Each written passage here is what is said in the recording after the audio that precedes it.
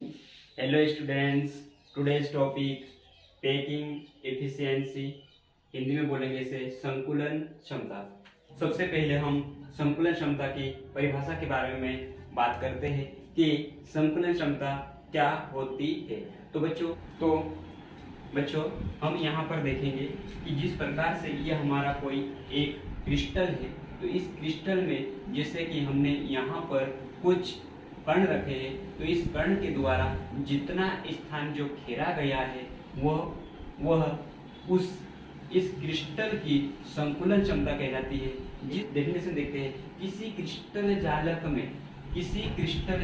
में उपस्थित कण, यानी उपस्थित कण कहने का मतलब जैसे हमने यहाँ पर कोई भी उपस्थित कण हो सकता है वह, तो उनके द्वारा उस क्रिस्टल जालक का जितना भाग घेरते हैं, जैसे कि जितना भाग घेरते हैं कहने का मतलब जैसे हमारे ये गोला है, ये इस टाइप से इनके द्वारा जितने गोले के माध्यम से वो स्थान घेरा गया है इस क्रिस्टल का, वही उस क्रिस्टल जालक की संकुलन क्षमता कहलाती है। तो बच्चों इस प्रकार से हम अलग अलग प्रकार के क्रिस्टल में देखेंगे, जिससे आप लोगों का सिंपल क्यूबिक यूनिट सेल होता है, body centred cubic unit cell होता है, head centred cubic unit cell होता है। उसमें से हमने पहले वाले वीडियो में चर्चा की थी कि उसमें उपस्थित कण जो होते हैं कितने होते हैं। तो बच्चों यहाँ पर देखा था हमने पहले वाले वीडियो में कि जो सिंपल क्यूबिक यूनिट सेल होता है उसमें एक कण होता है, बॉडी सेंटर क्यूबिक सेल होता है उसमें 2 कण होते हैं, और face centre cubic unit cell जो होता है उसके 4 कण होते हैं। और ये किस प्रकार से आए हैं ये सब हमने उस वीडियो में चर्चा कर चुके थे।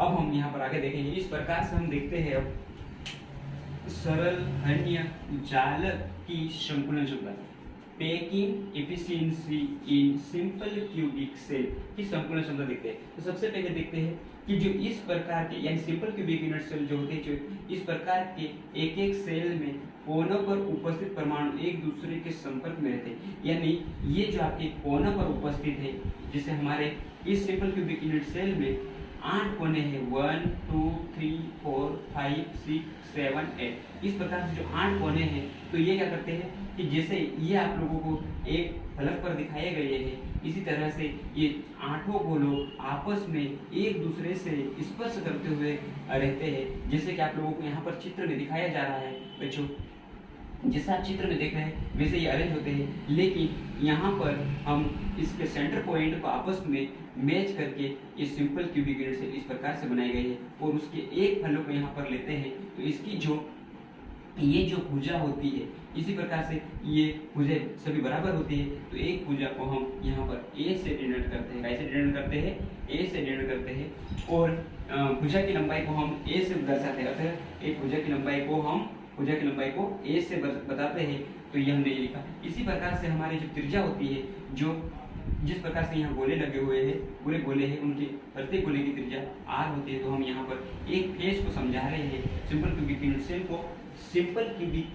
सेल को समझने के लिए यहाँ पे हम ये जो गोले 2 लिए हैं इनको बताया। तो इसकी त्रिज्या ये यहाँ से यहाँ तक की त्रिज्या आर, और यहाँ से लेकर यहाँ तक की त्रिज्या आर। इस प्रकार से हम यहाँ पर अब बता सकते हैं कि आर एवं ए में संबंध, तो इनके बीच क्या संबंध है उसको हम यहाँ पर बता सकते हैं। तो यहाँ पर ए इजिकल टू आर, और आर क्या हो जाएगा 2r, क्या हो जाएगा 2r। तो अब हम यहाँ पर ये बता सकते हैं बच्चों कि r बराबर उसकी वैल्यू क्या हो जाएगी, r बराबर a/2। तो ये हमारे पास अब r की वैल्यू निकल कर आई है। तो इसके माध्यम से हम आगे और इसको सोल्व कर सकते हैं। देखो चलो यहाँ पर देखते हैं हम आगे और इसको किस प्रकार से। बच्चों अब हम यहाँ पर देखते हैं कि जो ये आपका एक घनीय सेल है, तो एक भुजा की लंबाई हमने तो ए बोली, तो अब ये पूरे एक घनीय सेल का आयतन, एक भुजा का आयतन क्या होगा, यानी घनीय। अब यहाँ पर हम देखते हैं कि एक भुजा की लंबाई हमने ए बोली, तो घनीय सेल का आयतन क्या होगा, तो घनीय सेल का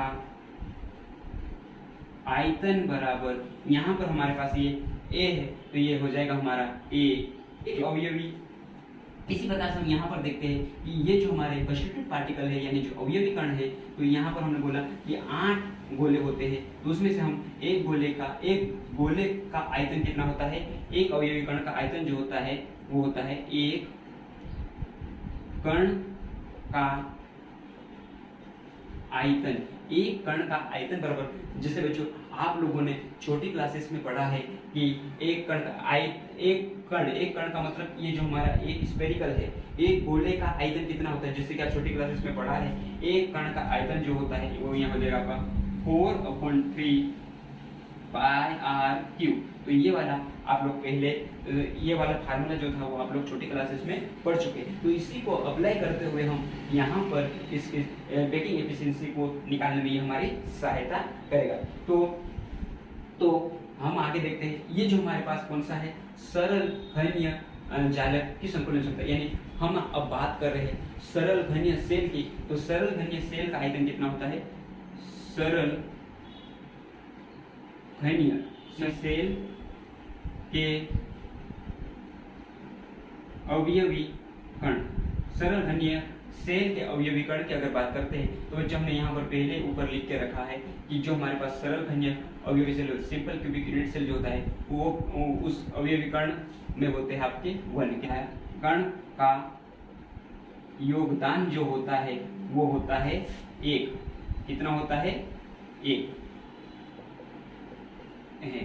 तो ये किस तरह से 1 होता है ये सभी आप लोगों को पहले की वीडियो में बता रखा है बच्चों। तो अब यहाँ पर हम इसका फार्मूला लगा के, पैकिंग एफिशिएंसी का फार्मूला लगाकर उसको सॉल्व करते हैं। तो यहाँ पर लिखेंगे संकुलन क्षमता बराबर, तो यहाँ पर इसको अपन लिख सकते हैं पैकिंग एफिशिएंसी। तो यहाँ पर हम लिखेंगे ऊपर अवयवी कण द्वारा घेरा गया स्थान, यानी किसके द्वारा, एकक सेल का आयतन।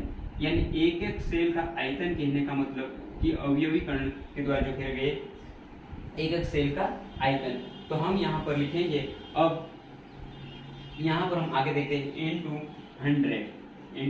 100। तो बच्चों अब हम यहाँ पर वैल्यू पुट करते हैं, क्योंकि अवयवी कण द्वारा घेरा गया स्थान। तो यहाँ पर अवयवी कण की बात करते हैं तो सिर्फ एक ही अवयवी कण होता है। कितना होता है, एक ही अवयवी कण। तो यहाँ पर हम आगे लिखते हैं तो आपके पास आएगा अवयवी कण द्वारा, यानी कितना होगा 4 एक कण द्वारा, तो 4/3 पाई आर क्यूब अपन में आएगा आपका एकक सेल का आयतन। एकक सेल का आयतन में आप लोगों ने लिखा है एक क्यूब इंटू 100 वो आएगा यहाँ पे। तो 4/3 पाई की वैल्यू 22/7, आर की वैल्यू आप लोगों ने इधर नहीं लिखी a/2 क्यूब और यहाँ पे a क्यूब। तो बच्चों अब हम और आगे देखते हैं, तो यहाँ पर अब आगे पाएंगे कि ये जो है उसको ये इस तरह से लिखेंगे 4/3 इंटू 22/7 इंटू, अब ये इसका क्यूब करेंगे तो ये बन जाएगा आपका a क्यूब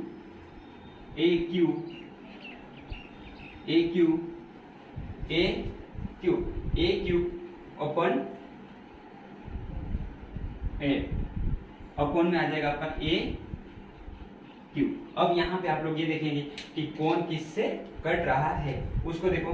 तो यहाँ पर अपन देखते हैं कि a क्यूब से a क्यूब हमारा कटा, इसी तरह से आपका 4 से आपका 8 कटा, 4 गुना 8, तो ये 2 बचा।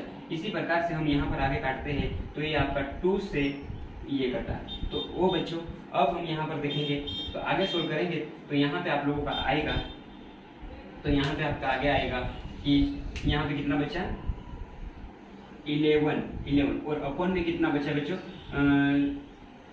3 × 7 = 11/21 से यहाँ पर इसका तो यहाँ पे आपका आएगा, इसको इससे डिवाइड करेंगे तो वो इसका आंसर आएगा कि यहाँ पे आपका कि 0.2 सॉरी 0.5238 इंटू 100, क्योंकि हमें इसका पैकिंग एफिशिएंसी के परसेंटेज की बात करना है। तो इसका आंसर बच्चों आप लोगों का आ जाएगा, जो आंसर आएगा वो ये आएगा कि यहाँ पे आप लोगों का 52.4%। तो ये आपका आंसर आया। तो बच्चों आई होप कि ये आपको समझ में आया होगा। तो इस तरह से हमारा ये वाला पूरा, तो बच्चों इस तरह से हम ये सॉल्व करके लाए हैं। तो बच्चों ये आपको समझ में आया होगा। तो ये जो है ये आपका डेसिमल है, डेसिमल है।